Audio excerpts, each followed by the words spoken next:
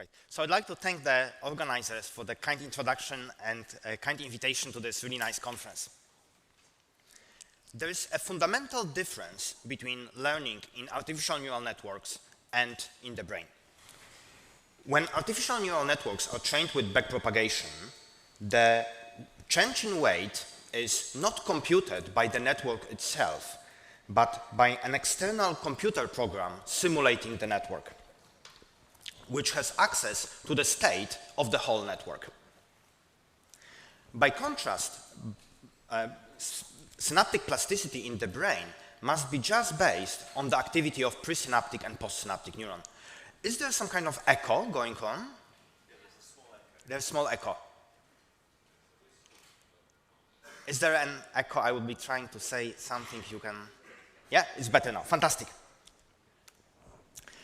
So the fact that the plasticity in the brain must be based on the locally available information is, in my opinion, the most challenging constraint of biology, which really shapes how the cortical networks are organized. Therefore, I feel that this constraint should be satisfied by the models of cortical circuits. And I think that this constraint is often ignored because it seems difficult to get a good performance with local plasticity.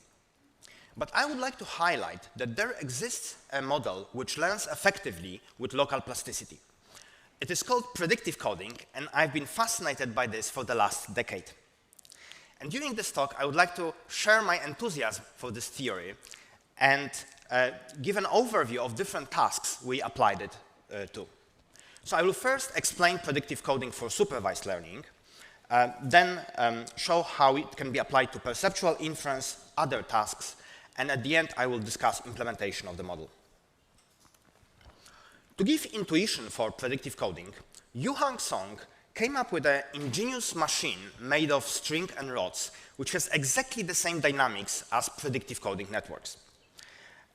So I will first explain this machine, which is equivalent to or corresponding to a network of 3 neurons connected in the sequence.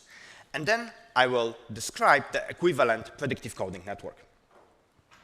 The activity of neurons, which I denote by X, corresponds to height of nodes sliding on vertical posts. The connection, W, corresponds to a rod pointing to another input node whose height corresponds to the input through this connection. Importantly, in predictive coding networks, the activity of neurons is not fixed to their input, but could be thought as being attached by a spring which tries to bring them together. And the extension of the springs encodes prediction errors. So let me illustrate how this machine operates. When a network makes a prediction based on input, only the input node is constrained, as indicated here by the pin. During relaxation, the activity of other nodes changes to reduce the total potential energy of all the springs. And in this case, all the prediction errors can be fully reduced. During training, both input and output are constrained, and the energy cannot be fully reduced. And please note that through the process of relaxation, the error in the output layer propagates back to the hidden layer. Once the state of the network converges, the weights are modified to further reduce the energy. So I like this idea of this machine so much that I actually built it from Lego of my children. So I have it here with me, and you can play with it. Yeah, thank you, thank you. And you can play with it after the talk. My son Ben made this cool video illustrating how this machine works. So in this Lego machine, the height of this element corresponds to the activity of the neuron, the height of this element to the input, and 2 of them are brought together by a rubber band, with an extension of which encodes prediction error.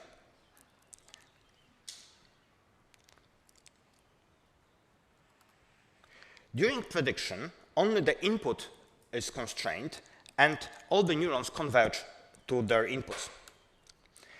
Then during training, both the input and output are constrained, and the error from the output layer propagates to the hidden layer. Then the weights are modified to further reduce the error. And when the network makes the prediction next time, this prediction is much closer to the target activity. So let's enjoy watching this video once again. OK, so this machine is mathematically equivalent to a predictive coding network with architecture of which is shown here. So it includes blue value nodes, which corresponds to the nodes of the machine, and red error nodes, which corresponds to prediction errors. And the connectivity between these neurons in the predictive coding network can be easily understood from the machine analogy. So the prediction error is defined as the difference between the activity of the corresponding value node and the input from the previous layer. So these prediction error neurons get excitation from corresponding value nodes and inhibition from the previous layer. The nodes in the machine are pulled by two springs, upward and downwards in two directions. So the value nodes in the predictive coding networks get excitation and inhibition from adjacent prediction error neurons. But the coolest aspect of the model is that the weight modification reducing energy actually corresponds to Hebbian plasticity. And let me explain it on an example of this connection. So its weight determines this prediction error. And changing this weight will reduce prediction error if two conditions are satisfied. First, if the error is actually present. And secondly, if the presynaptic neuron is active. Because if the activity of presynaptic neuron is 0, then the input would be also 0, and the weight modification will have no impact on the error. Now, in the network, the weight is actually encoded in the connection between the neurons representing these two conditions.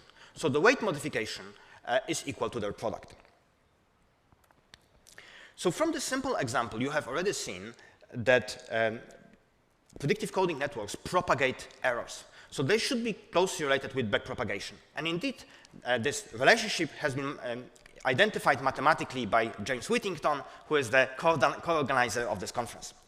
And James also demonstrated that when predictive coding networks are trained on standard machine learning tasks, they achieve exactly the same performance as backpropagation.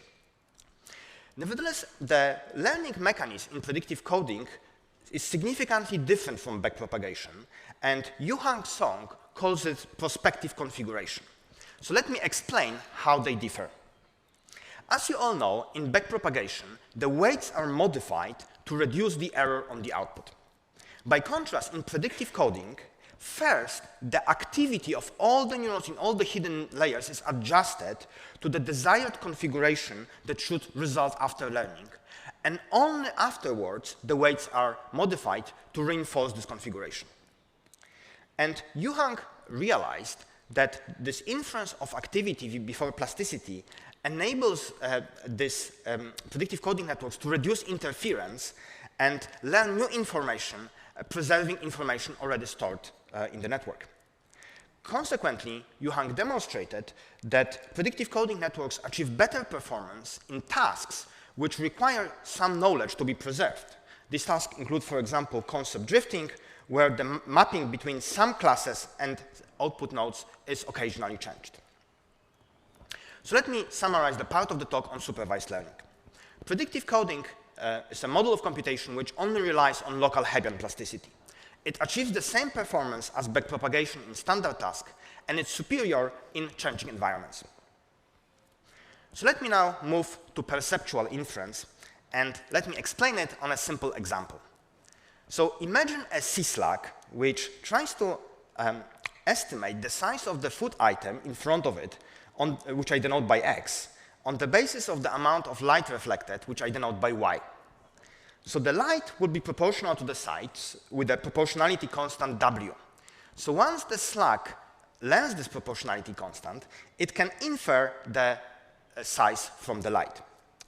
However, when the stimulus is noisy, the slug can only infer the posterior probability of size given light.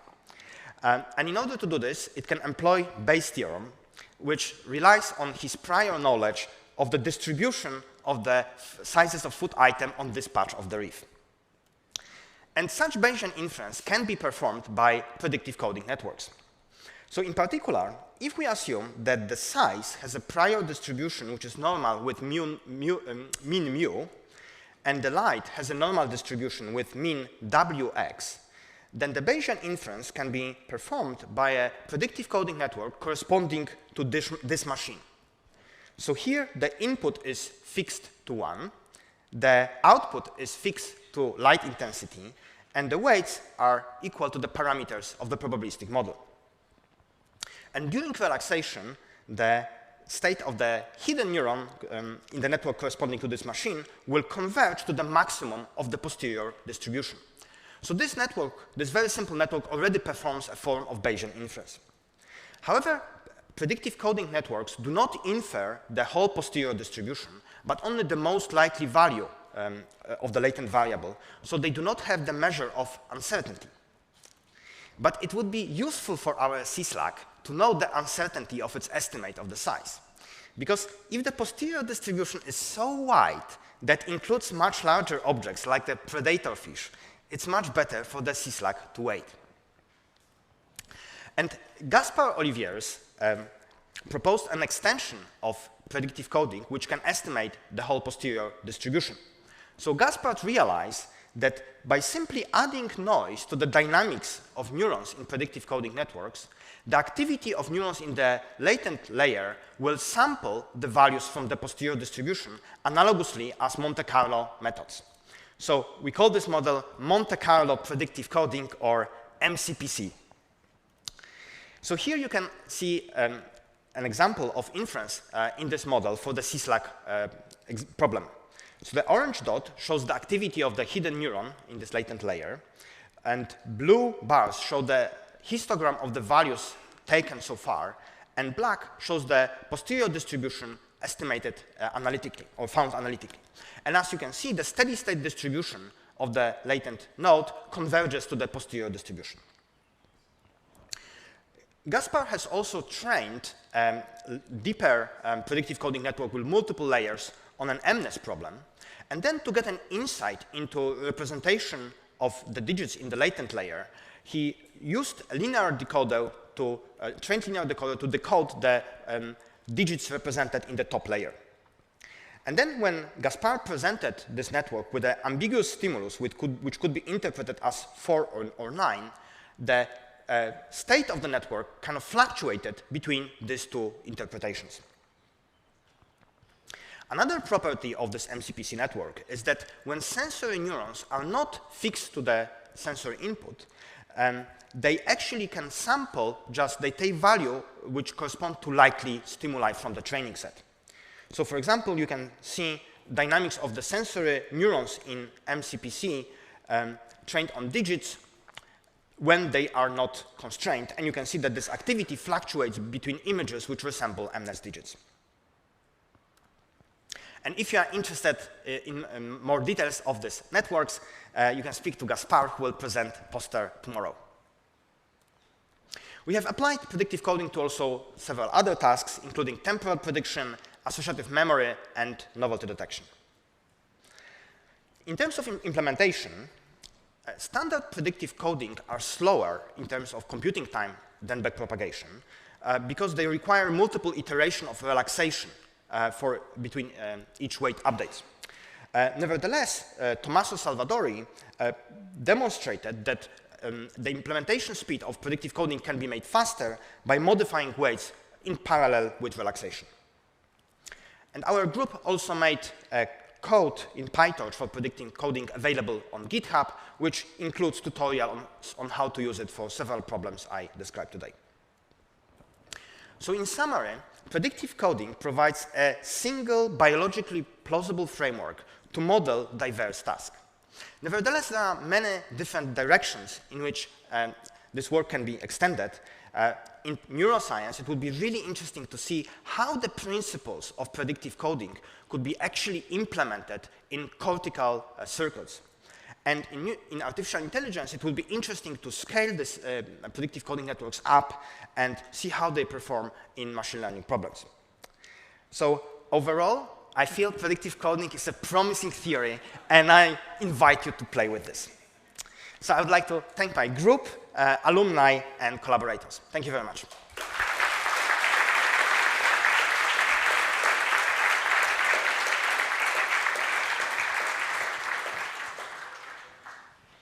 All right, let's take some questions from the audience.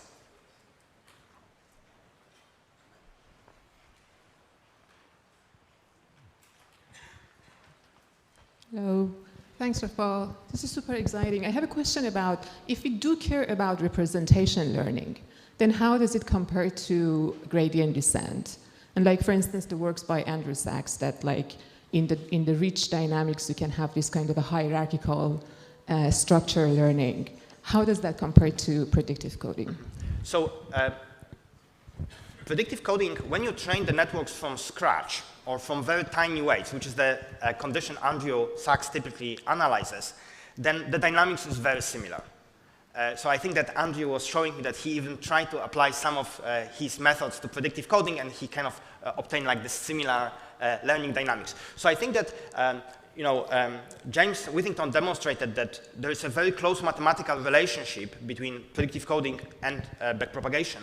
So if you train it on the problems which are basically learned from scratch, they are very similar.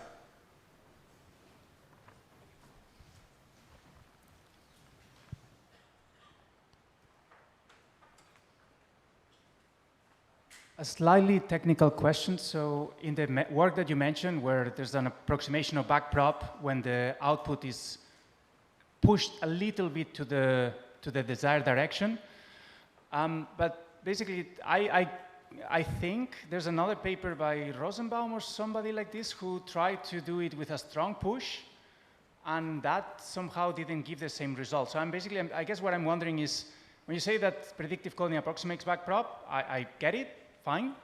When you say that it has this kind of pushing the network to a given activity in the output, I get it, but I feel like there's an in-between in which you have to decide how much to push the network, and it's not clear to me how to decide this. When is it a good idea, when is it a bad idea? Yeah. Yes, so this is a really great question. So at the beginning, like several years ago, like we were really interested in this question, when will predictive coding networks approximate backpropagation? And we found several different ways of doing this. And for example, the one I think to which you refer to, you can, instead of setting the activity to the output, you can just move it slightly towards the output. So this is one way. But another way, which actually is described in the paper with James, is that you made the springs in the output layer weaker. Yes? And then this will also give you convergence to backprop. Yes? And essentially, you will get convergence to backprop, whatever you do to prevent the activity of neurons changing during relaxation before weight update. However, later we realize that this change in activity is not a bug. It's a feature. We shouldn't really focus on how to get backprop, because predictive coding network is much more efficient in learning problems where there is some prior knowledge, thanks to this property. Yes? So this property is actually not a bug, it's a very useful feature which reduces interference. And if someone asks the question why, I have a backup slide to explain. Why? Okay, so I cannot stop myself. So we try to come up with the simplest example illustrating why predictive coding networks reduce interference. So imagine that there is a bear which always hunts for salmon in this river. And in the mind of this bear, the sight of this river will generate prediction of the smell of the salmon and sound of the river. But imagine that on a given day, the bear has an injured ear and doesn't hear the river. So the bear needs to learn that this prediction of the sound will not be heard. And backpropagation networks can solve this problem for you, of course. So what they will do, they will propagate the error from the auditory cortex and then update the weights and reduce the weights on this pathway. But please note that by doing this, they actually also reduce the prediction for the smell, because they change these two weights. Yes? So backprop introduces this interference. This is a very striking example of interference because the smell was correctly predicted on the previous trial, and here you learn to try to correct the sound, and you mess up with the smell. Now, what will happen in predictive coding networks is that they will first converge to the desired pattern of activity. So activity of neurons will change. And then the errors will be recalculated. And in this network, basically, you will have now positive prediction error here because the smell is present, but the new configuration doesn't predict it. So when you modify the weights in predictive coding networks, you weaken these weights, but you automatically compensate and increase these weights. And this reduces the interference, and that's why these networks have kind of superior performance in changing environments. Thank you, Prof. I have a question here. So I may not understand predictive coding enough, but could I ask, like, how does it perform on, for example, nonlinear data? And also, does the sampling process for inference affect the computational complexity? Because usually for like a feed-forward neural network, you just need to do one pass forward and get the full probability distribution. So yeah. Yes. So thank you. So of course, for simplicity, I only described linear problems, but predictive coding networks are generally defined for nonlinear problems. And all this kind of, for example, performance on MNest, which I illustrated earlier on,